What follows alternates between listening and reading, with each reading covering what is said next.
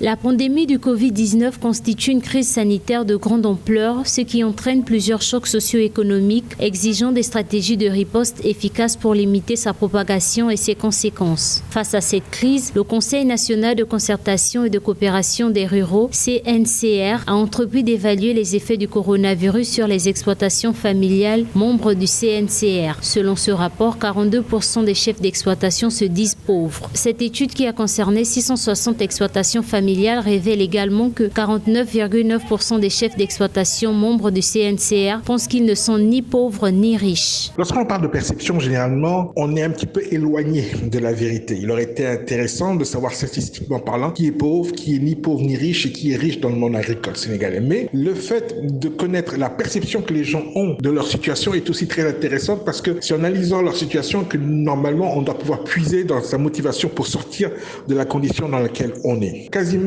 un agriculteur sur deux considère qu'il est ni riche ni pauvre. Ce rapport montre que les chefs qui se disent pauvres constituent 42% de l'échantillon avec une prédominance du côté des femmes, 47% comparativement aux hommes, 41%. Pour l'enquête, ces résultats sont au-dessus du taux de pauvreté de 57,1% observé en milieu rural. Néanmoins, certains chefs d'exploitation qui se disent riches constituent 9,1% de l'échantillon avec une prédominance des hommes, 10,3% comparativement aux femmes, 2,2%.